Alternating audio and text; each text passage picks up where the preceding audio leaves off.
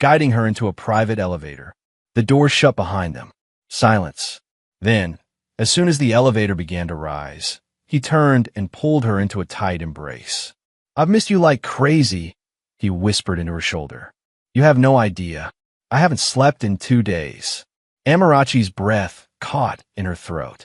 She had not expected this kind of vulnerability. When they entered his office, she tried to speak. "I came because you said." But he kissed her before she could finish, pinning her wrists gently to the wall. The kiss deepened, his desperation tangible. When he finally pulled back, she was breathless. "Wait," she teased. "Am I getting paid for this?" He grinned. "Paid? No, you're getting my last name." She laughed, then scolded him playfully. "You're crazy."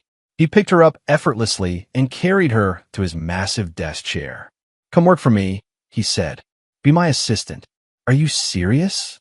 "Dead serious." She gave a hesitant nod. He let out a joyful shout, pulling her into his lap.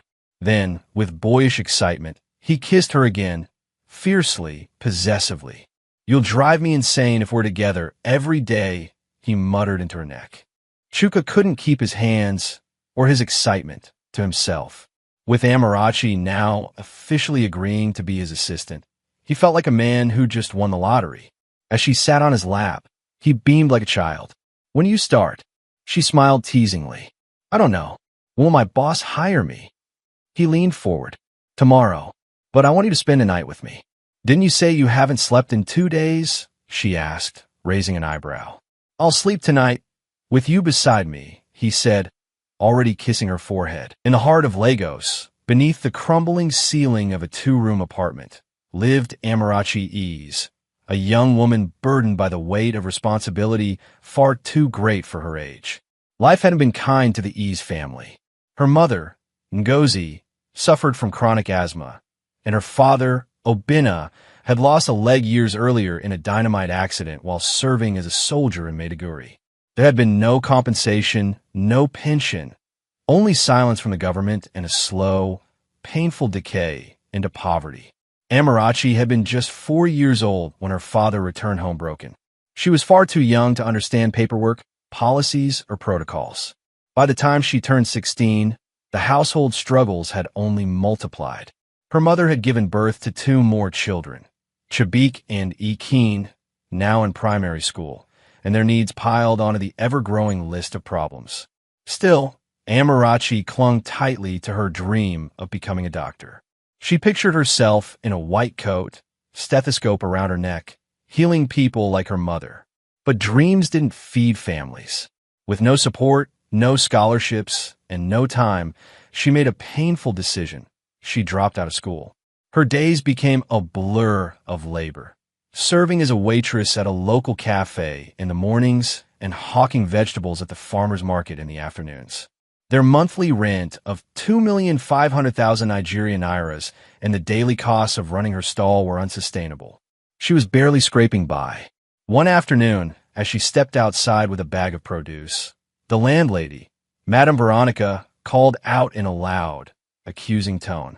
Arms crossed, a broom in one hand and a cigarette dangling from her lips, she stood squarely in Amarachi's path. "You people think I'm stupid, ABI? For 3 months now, no rent. What nonsense is that?" Amarachi lowered her eyes, her voice soft. "Please, Madame Veronica, my mother is sick." "Sick? Everybody's always sick when it's time to pay rent. I'm tired of all these excuses. If I don't get at least 1 month's payment by tomorrow, you people can carry your load and go." "I don't care." The older woman stomped off, smoke trailing behind her. Amarachi felt her knees weaken. Her mother's medication alone cost over 70,000 Nigerian nairas per week, and she had already taken an advance from her cafe job to buy medicine. The idea of homelessness haunted her. Back at the cafe, she was wiping tables when her co-worker Chioma noticed her sunken expression. "When do you? You look like you just lost your bride price." Chioma joked. "We're about to be thrown out of our house," Amarachi said quietly. "You never pay rent?" Chioma asked, eyebrows raised. "You know the story now." Just then, the barista turned, flamboyant as ever with his colorful apron and dramatic flair, called out, "Hey, Not story time or work time. This cappuccino day, go table 10. Amarachi picked up the tray and approached table 10. She was startled by the sharp voices she heard from the men seated there. One of them, handsome, confident, and clearly used to being listened to, snapped at his companion. You think I won't pay? Just find me a woman who can handle me. Not all this cheap package I keep seeing. Amarachi placed the coffee down and caught the stranger's eyes. Without missing a beat, he slid a business card toward her. If you find someone who fits, give me a call. He then rose, left his untouched coffee behind, and a generous tip. Chioma noticed the card in Amarachi's hand and leaned in. What's that? He gave me his business card, Amarachi replied, unsure what it meant. That night, as the cafe emptied out and her shift ended, she asked Tund, can I use the office phone? Tund rolled his eyes. Oya, use him quick. With trembling hands, she dialed the number. This is Chuka Nwoko, speaking, the deep voice answered. Good evening, sir. My name is Amarachi Yis. You left your car at the cafe earlier today. I'd like to apply for whatever opportunity you mentioned. There was a pause. Where are you now? She gave him her location. Wait there. I'll send a driver. The call ended. As she waited under the dim lights of the junction, doubt began to creep in. Was this a mistake? Was she desperate? But she had no time to overthink. A sleek black SUV rolled to a stop beside her. A well-dressed man stepped out. Are you Amarachi? Mr. Nwoko sent me. She climbed into the back seat. The ride was silent, but her mind was loud with questions. When the car finally stopped, she looked out and gasped. It was a gated estate, the kind she only saw in magazines. The driver gestured toward the farthest house. That one, Mr. Nwoko lives there. She noticed the difference immediately. Larger lot, unique design, pristine landscaping. Regal, majestic. The gates opened without a word. She stepped out, knees weak. An older woman with a practiced bow greeted her. Welcome, Miss Yis. Please follow me. Inside, the house looked more like a museum. Statues, crystal chandeliers, artwork that looked expensive enough to feed a whole village. Amarachi barely had time to take it all in before she was escorted into a lavish dining room. At the far end of the long table sat Chuka Nwoko. He looked up and smiled. Have a seat, Miss Yis. Amarachi's footsteps echoed through the grand dining room as she made her way to the chair that faced Chuka Nwoko. The long mahogany table stretched between them, adorned with a royal feast. Platters of grilled tilapia, roasted goat, and jollof rice lined the center. She sat stiffly, overwhelmed. He leaned forward, resting his strong arms on the table. His voice was calm, measured, and low. Tell me, what do you want? The question caught her off guard. Her throat felt dry. She forced herself to speak. Sir, I'm sorry for overhearing your conversation at the cafe, but I need money. I'm ready to do anything. Chuka studied her quietly, his gaze intense. Are you in a relationship? No, sir. I've never had one. He set his fork down, eyes never leaving her face. Are you saying you're willing to sell your virginity just to get money? Amarachi lowered her eyes. My mother is ill. My father is disabled. I've been doing all I can to support them. Our rent is overdue. My little brothers are still in school. I hate this, but if this is the only way I can help them, then yes. A strange silence hung between them. You poor thing, he muttered, more to himself than to her. If that's the case, are you willing to be my comfort? My warmth at night? My peace when the world turns cold? She nodded slowly. Yes, I'm willing. A dark, amused laugh rumbled from his chest. Then let's begin. He snapped his fingers. The older woman returned instantly and motioned Amarachi to follow. Come, my dear, she said. Amarachi was led through a corridor into a luxurious suite that looked like a presidential hotel room. It had a private bathroom, walk-in closet, and vanity stocked with products she had never even heard of. A younger woman entered with a soft towel and began to prepare a bath.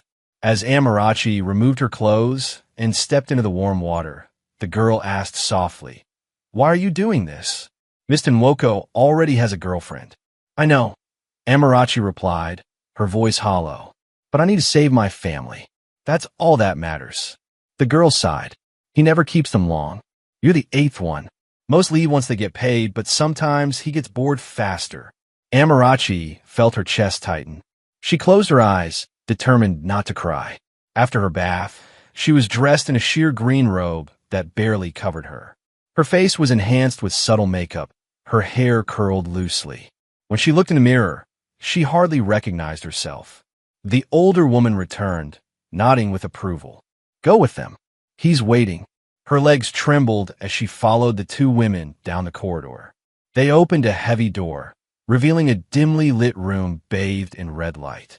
There, Chuka stood, wearing only a white towel around his waist. He approached with deliberate steps. Amarachi froze. His presence was magnetic, yet terrifying. His hands slid onto her shoulders, then down the sides of her arms. The robe slipped. His lips grazed her neck as he whispered, "You're fresh. I wonder what that will feel like." She wanted to move, to run, but her legs disobeyed. She flinched when he kissed her, his mouth possessive, his grip unrelenting. He led her to the bed and gently pushed her down. She saw the handcuffs before he used them, but didn't resist. What right did she have? She had agreed to this. For her family. He whispered more things she couldn't process. Only the pressure of his hands, the intensity of his mouth, and the pain that followed when he entered her filled her thoughts. It was her first time. It hurt. Tears welled in her eyes as she braced against the sensation. He tried to soothe her with kisses, but she barely heard his words. Only when the pain dulled into an odd mix of discomfort and heat did her body stop resisting. Eventually, the cuffs came off. He sat on the edge of the bed and pulled her onto his lap, making her straddle him. Again, she endured. Again, he whispered things that confused her, things that sounded like affection but felt like ownership. And then, silence. He laid her down gently. Without a word, he dressed, picked up his phone, and made a call. "Take Miss E's home," he said. "Handle her carefully. Arrange everything I instructed." That was the last thing Amarachi heard before sleep took her.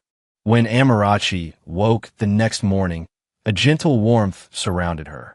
Two women were beside her, carefully wiping her skin with warm towels and soft cloths.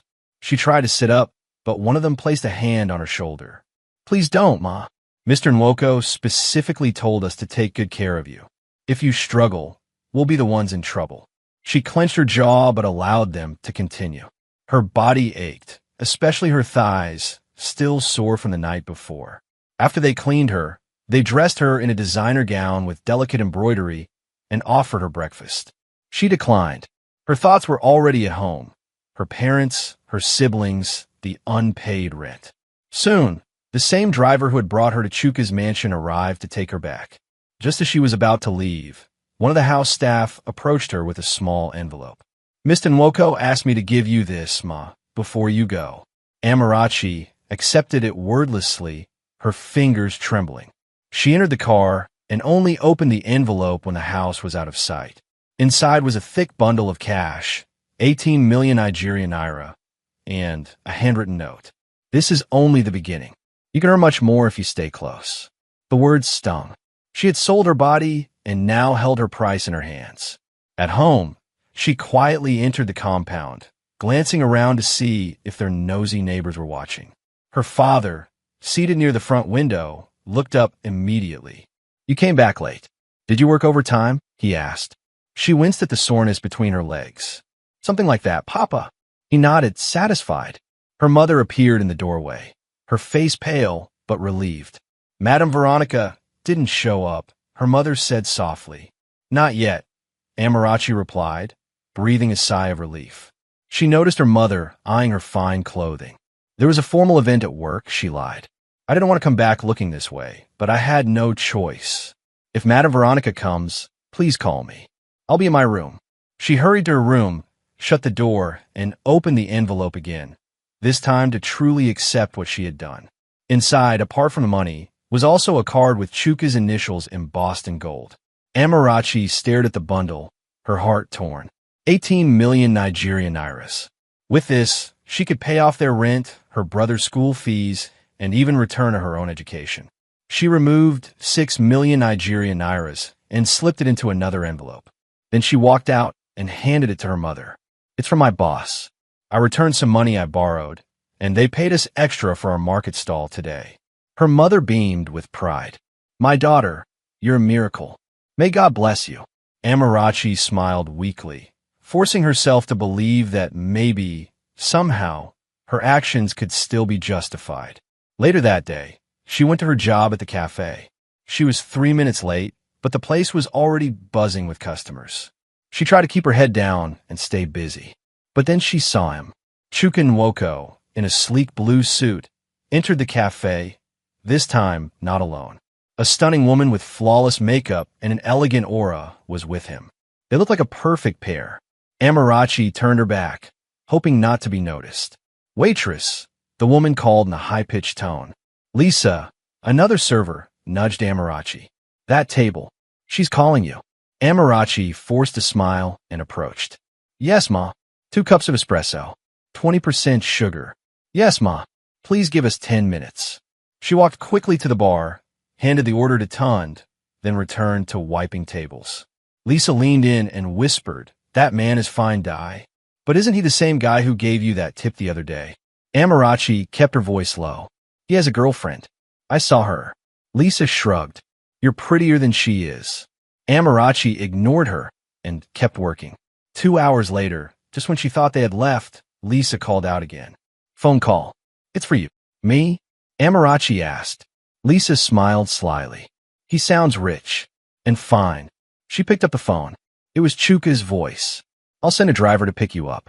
Tonight. We need to talk." "I can't," H0rny replied quickly. The image of the elegant woman he brought haunted her thoughts. "Is this about what you saw earlier?" he asked calmly. "You're not allowed to be jealous yet, H0rny." "I'm not jealous," she said. "I just can't make it tonight. This call is expensive anyway." She hung up before he could respond. Moments later, her phone vibrated, a 1 million Nigerian Naira's airtime recharge. Then a message. "I just sent you credit. Call me back, or I'll show up at your cafe." H0rny sighed and called. "I can't tonight," she said. "I have to help at the market." "Then tomorrow," he insisted. "I'll think about it." His tone softened. "Just tell me what you want. I'm not good at sweet talk, but I want you close." Later that evening, at the farmer's market, she was helping Uncle Nedu arrange vegetables when suddenly a group of men in dark security uniforms approached. Then she saw Chuka himself, flanked by bodyguards, walking toward her. He pointed at her and said firmly, "She's my employee." Turning to Uncle Nedu, he added, "Pick one. I pay for everything here, or you lose her in your stall." Uncle Nedu sighed heavily.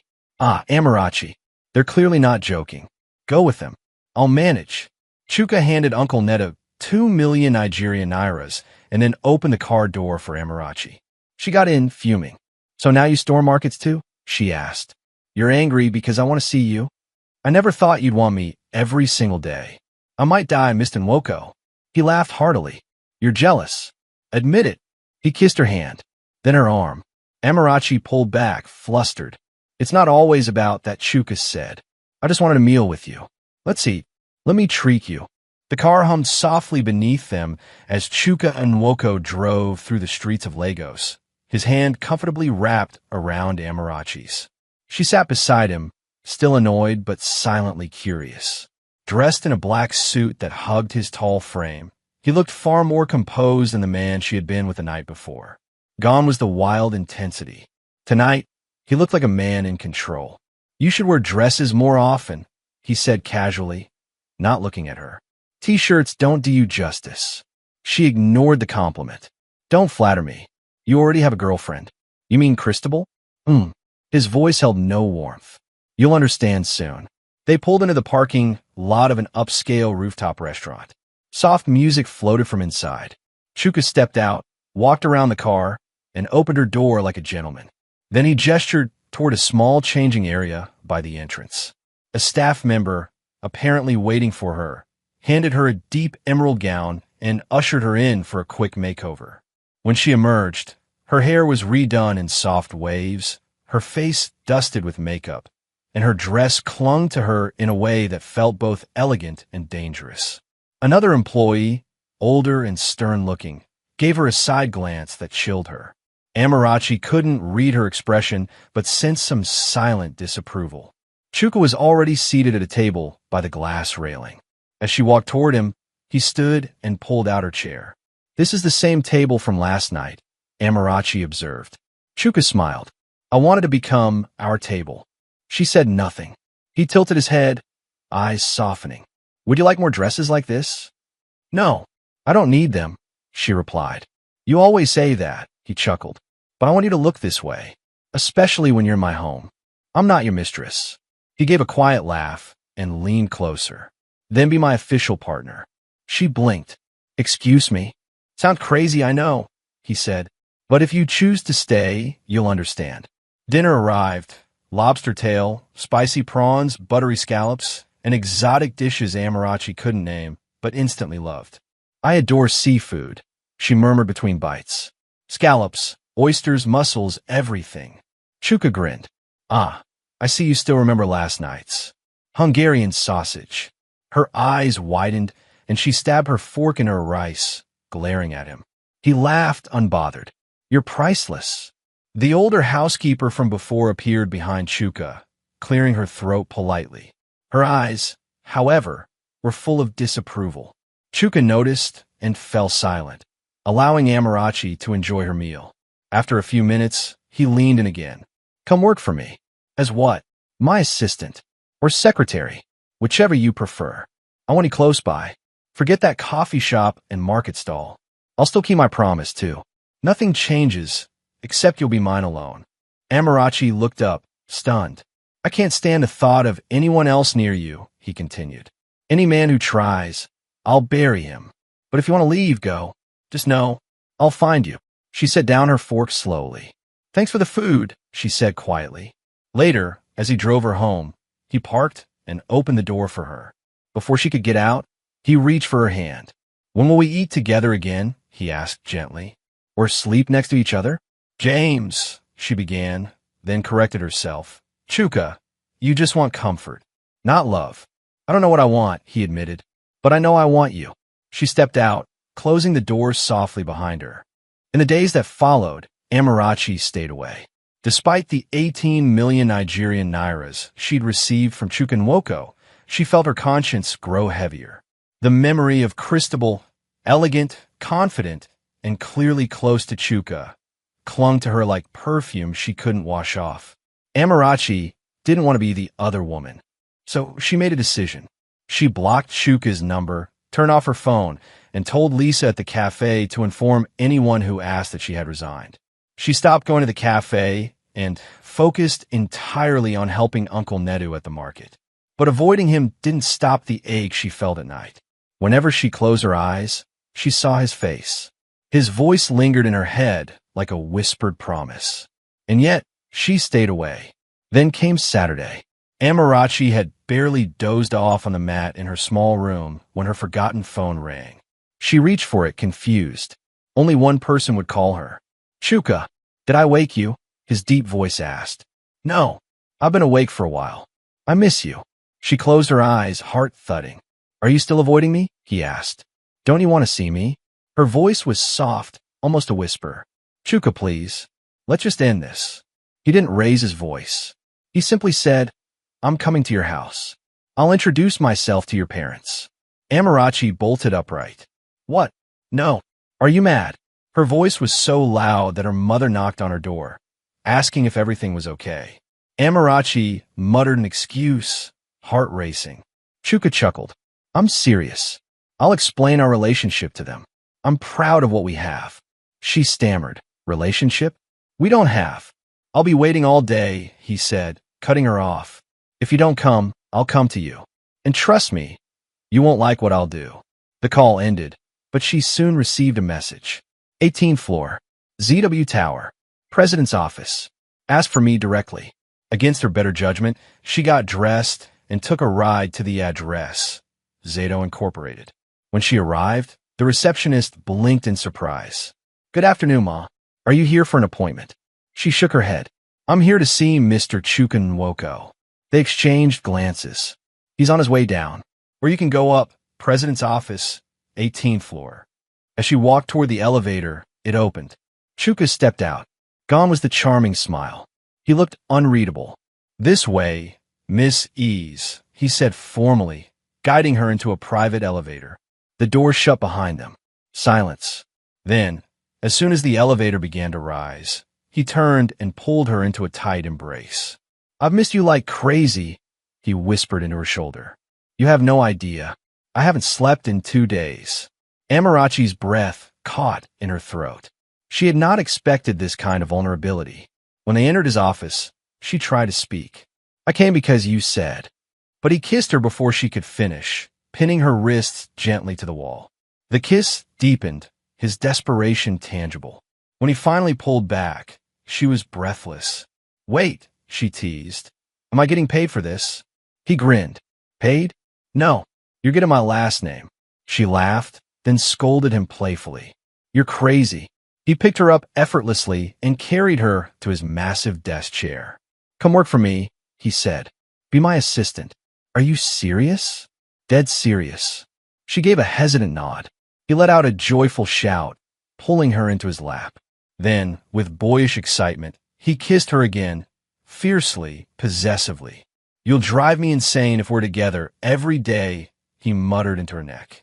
Chuka couldn't keep his hands, or his excitement, to himself. With Amarachi now officially agreeing to be his assistant, he felt like a man who just won the lottery. As she sat on his lap, he beamed like a child. "When do you start?" She smiled teasingly. "I don't know. Will my boss hire me?" He leaned forward. "Tomorrow. But I want you to spend a night with me." "Didn't you say you haven't slept in 2 days?" she asked, raising an eyebrow. "I'll sleep tonight with you beside me," he said, already kissing her forehead. Amarachi hesitated. "My dad won't let me work if he finds out we're like this."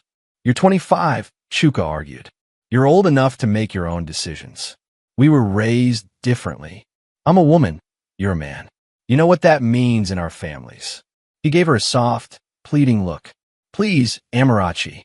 She stood and crossed her arms. "What if Cristobal shows up? What then?" "She won't. She doesn't have access to my private residence anymore," he replied confidently. She rolled her eyes. "Still, I should go home." Chuka groaned and walked over to a drawer. "Fine. If I have to go incognito, so be it." He pulled out a curly wig, tanning lotion, and a fake mustache. "You can't be serious," she said, stifling a laugh as he transformed into an unrecognizable version of himself. He grinned at her reaction. "If this is what it takes to spend a normal day with you, I'll wear a clown wig next." They drove out in a rented car, careful not to attract attention. He avoided his usual hangouts to stay far from Cristobal's radar. As they drove, Chuka asked, "Would you still like me if I looked like this all the time?" She shrugged. "Depend on how you treat me." "Wow, that's cold," he joked. "I have women chasing after me left and right, but I'm stuck thinking about a girl who hides from me." She laughed. "Who says I don't have suitors?" Chuka slammed on the brakes. "Who? Where are they? I'll go and deal with them now." "You're a drama king," she said, smacking his arm. "You're the one who makes me like this," he muttered, shaking his head. They eventually arrived at a shopping mall. Chuka insisted she needed clothes for work. Long skirts, he instructed the attendant. And button tops, easy access. Amarachi glared. "So that's where your mind is?" He shrugged. "I like convenience." After selecting items, he sent her ahead and went to pay. She wandered around until she ran into Cristobal. "Oh," Cristobal said with a mocking smile. "It's you, the one always eyeing my man." Amarachi didn't answer. She kept her expression neutral. "What's the matter?" Cristobal pressed. "Nothing in this shop affordable for you." Amarachi still said nothing. Then Chuka walked by, wig, mustache, and all, and took Amarachi's hand. "Let's go, baby," he said casually. Cristobal looked horrified. "Excuse me." Chuka didn't stop. Once they were out of earshot, he laughed. "Did you see her face?" "She didn't even recognize you," Amarachi said, impressed.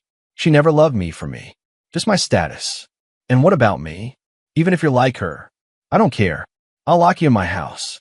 Or maybe get you pregnant next." She elbowed him in the ribs, but her cheeks flushed. They returned to Amarachi's house by 3 p.m. Her father was waiting at the door, his arms folded. You've been riding in that fine car a lot lately. Amarachi smiled nervously. I got a job, Dad. I start tomorrow as a secretary. She handed over the new clothes and gifts Chuka had bought for the family. Her father took a slice of the pizza she brought and asked, "Is that the same young man I spoke to on the phone?" "Yes." "Well, he'll have to prove himself. If he wants to be close to my daughter, he better earn it. Otherwise, I'll sack him like a bag of Gary." Everyone burst into laughter. That night, Amarachi stood in front of the mirror in her room. Her life was changing so quickly. She didn't know what the future held, but for the first time, things were getting better. The next morning, Amarachi rose with a renewed sense of purpose. She dressed carefully in her new office outfit, a crisp white blouse, modest skirt just above the knee, and Dior sandals with a subtle heel. Her long, curly hair was neatly brushed, and she added a light touch of lip gloss. Her little brothers, Chabik and Ikin, sat at the breakfast table wide-eyed. "You look beautiful," Amarachi, Chabik said proudly. "She's always beautiful," Ikin added with a grin. "We just never see her now that she works for us." Amarachi chuckled and ruffled their heads. "Study hard, both of you. I'm doing all this for you." After hugging her parents and saying goodbye, she stepped outside just as the black SUV arrived, Chuka's private car, right on time. When she got to the office building, the security at the gate greeted her with unexpected warmth. "Good morning, Mrs." one said, bowing slightly. Clearly, Chuka had already introduced her as someone important. No one at reception even asked for her ID. She went straight to the top floor. Inside Chuka's expansive office, he was still reviewing emails. But when he saw her, his face lit up instantly. He stood, arms open. "Come here." Amarachi walked into his embrace, and he buried his face in her neck, inhaling deeply. "I missed your scent," he murmured. "You have no idea what you do to me." She smiled and kissed his cheek. His phone buzzed, but he ignored it. He was far more focused on running his hand along her waist. "I'll make you coffee," she offered.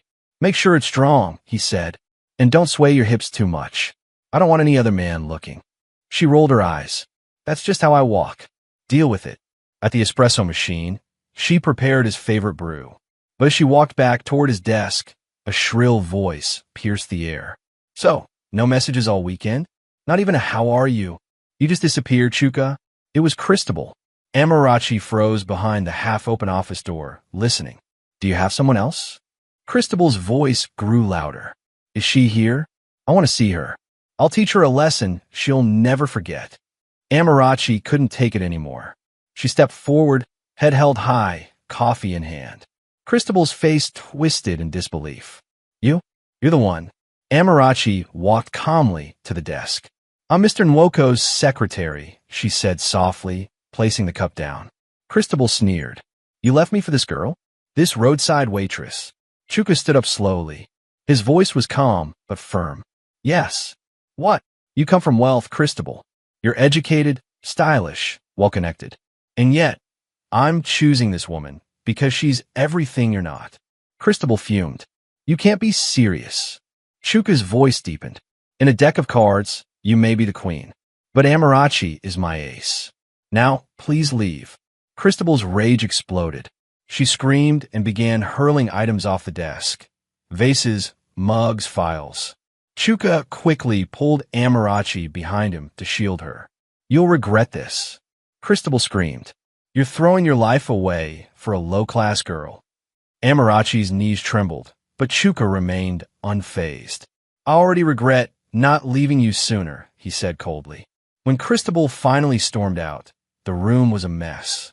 Amarachi slowly came forward, picking up shards of broken ceramics and fallen folders. "I'm sorry," Chuka said, brushing her hair back gently. "This is not the first day I wanted you to have." "I'll be fine," she replied. "Go back to work. I'll clean up." Not long after, Chuka's phone rang again. He answered with a sigh. "Yes, Dad." From the phone, Amarachi could clearly hear the booming voice of Chief Nwoko. "What's this nonsense Cristobal is crying about? Another woman? Again? Dad, I told you I never wanted her. She's the one forcing herself into this. So you've slept with this new girl, too?" Chuka glanced at Amarachi and smirked. Not only slept with her, sir. I made love to her twice. Amarachi gasped and stormed over, smacking the back of his head. Are you mad? Why would you say that to your father? His father boomed from the other end. Good.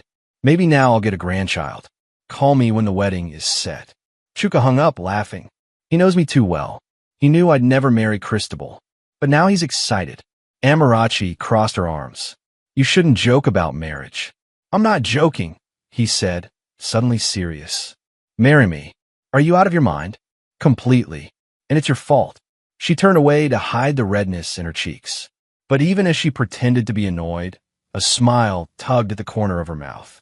After Cristobal's explosive exit, Amarachi spent the rest of the morning cleaning up the office while Chuka returned to work, though with a grin permanently stretched across his face. He made a few calls while glancing at her every other second. To start the process, he told someone over the phone. Make sure her family gets only the best. Do you understand?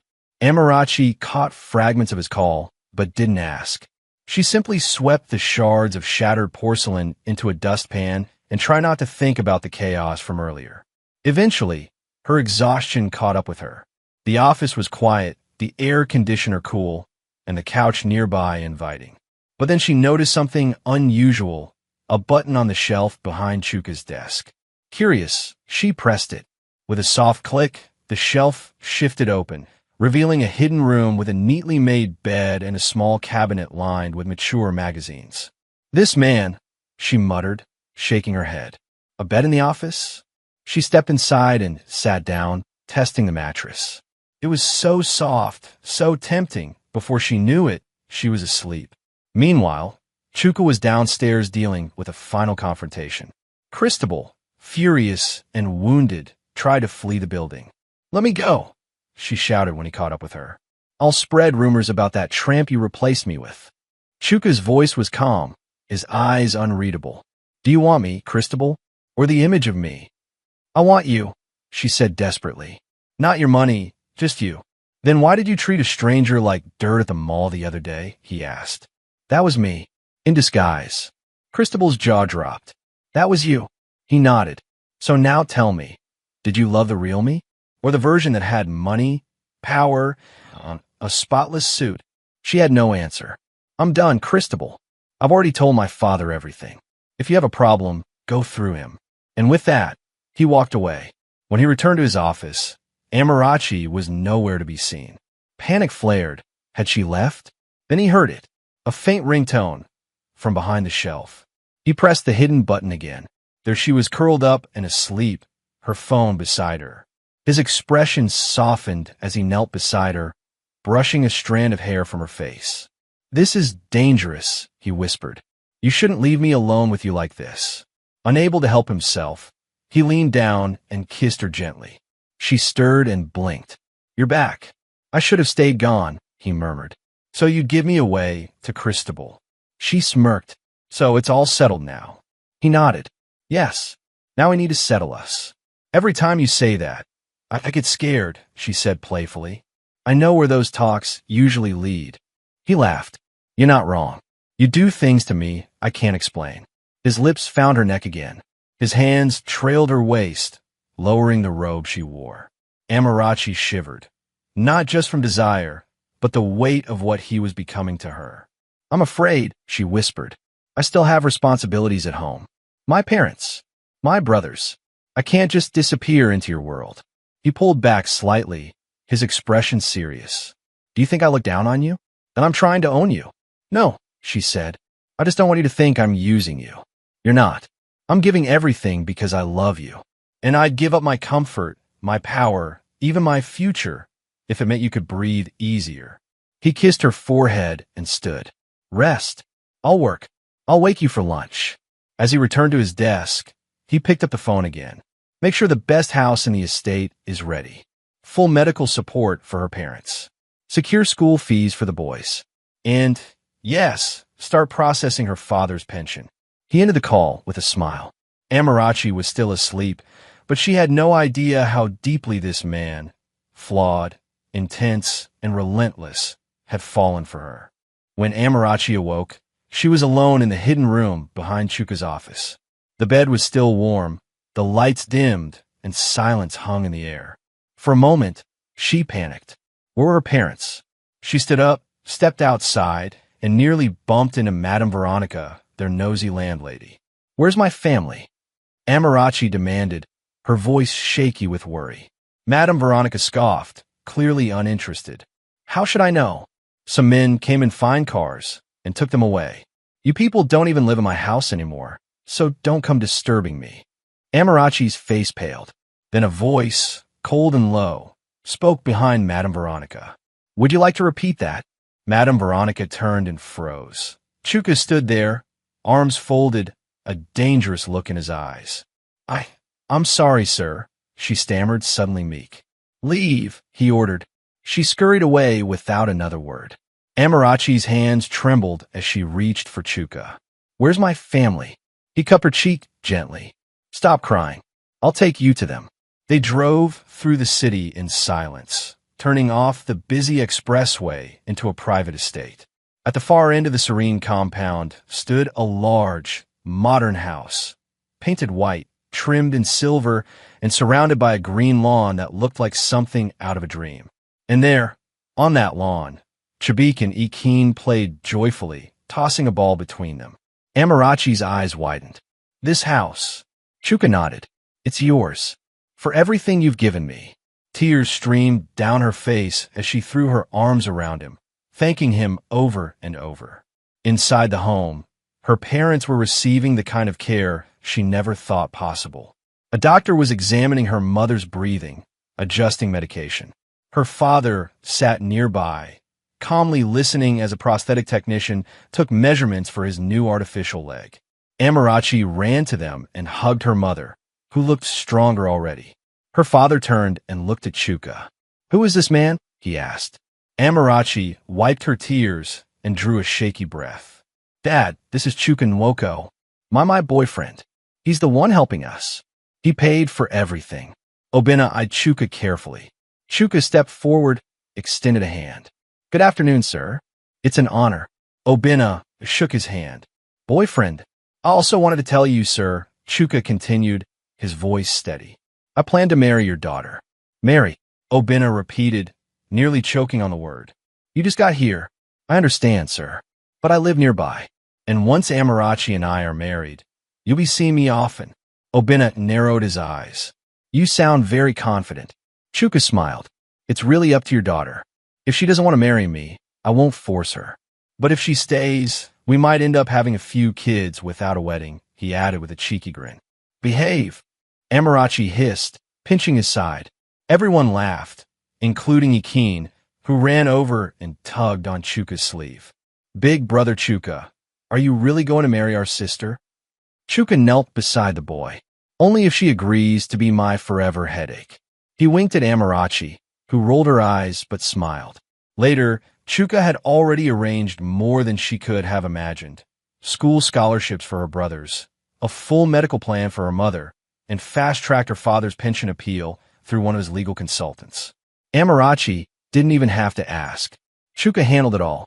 Yes, she now had a salary as his assistant, but he also covered nearly every expense in her life, quietly, without making her feel indebted.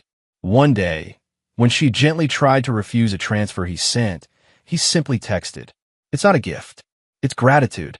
That night, after they had dinner at his mansion, she suggested they wait 2 years before thinking about marriage. But Chuka shook his head firmly. "I won't wait. I already feel like I'm losing you just thinking about it. You could change your mind." And true to his word, he acted fast. He told her father directly and began making wedding arrangements that same week. To H0rny's surprise, his parents, Chief and Madame Nwoko, were warm and open. His mother especially took to H0rny immediately. "I prefer her to that Cristobal," Madame Nwoko said cheerfully. "This one is genuine. You're lucky, my son." Chuka smiled proudly. "I know." 5 months into their quiet, modest marriage, H0rny stood on the back porch of their home, watching the sun dip beneath the horizon. Chuka joined her, wrapping his arms around her from behind. "You're quiet," he murmured. "I was just thinking. Another day's gone by, and I'm still here. With you. You don't want that?" he teased. Before she could answer, She suddenly winced, a strange twist in her stomach catching her off guard. Chuka noticed instantly. What's wrong? She clutched her belly. I don't know. My stomach feels off. Chuka's face broke into a massive grin. This is it. I've been praying for this. What? You're pregnant. Her eyes went wide. How can you be so sure? I just know. You're glowing. I can feel it. He grabbed her face, kissing her cheeks and forehead repeatedly. James! I mean it, H0rny. I love you. I love you so much. She sighed. I told you not yet. You're running companies. You don't need another responsibility. He kissed her belly gently. It's not a burden. It's a blessing. Then he looked into her eyes. I'd sacrifice everything for you. You and this child. I love you more than I can say. H0rny felt a warmth spread through her chest. She believed him, with all her heart. The pregnancy news spread faster than H0rny could grasp. Within the hour, Madame Nwoko and Chief Nwoko were at the house, both visibly thrilled. Madame Nwoko hugged H0rny tightly and scolded her son with tears in her eyes. You better take care of my daughter-in-law, Chuka, and start preparing. My grandchildren must be beautiful and smart. Chief Nwoko grinned and suggested, what about a small baby shower? Invite her parents. Something simple. Of course, with the Nwoko family, simple turned into a celebration big enough to feed half of Lagos. H0rny stepped outside in a flowing blue gown, visibly glowing, just as her parents arrived in the sleek black car Chuka had gifted them. Her father, now wearing a well-fitted prosthetic leg, walked proudly, steady, and upright. Her mother stepped out gracefully beside him, looking years younger with her renewed health. But the real surprise came when Shabik and Keen ran right past H0rny, straight into Chuka's arms. Big brother Chuka, they squealed. H0rny pouted playfully. So I no longer exist? Chuka laughed and leaned toward her. Don't worry, you're still the only woman I want for life. He helped her sit at the decorated patio while the families mingled. Her parents chatted easily with Chuka's, comfortably, as though the gap between their backgrounds had never existed. Don't worry, Mom, Chuka whispered to his mother. We'll probably fill a whole football team with kids. H0rny glared at him. Behave. He squeezed her hand and winked. She didn't have to say the words. He already knew what she felt. Gratitude, affection, love. She had once believed she'd have to sell her body just to keep her family fed. Now, she sat in a mansion surrounded by laughter, peace, and people who truly cared for her.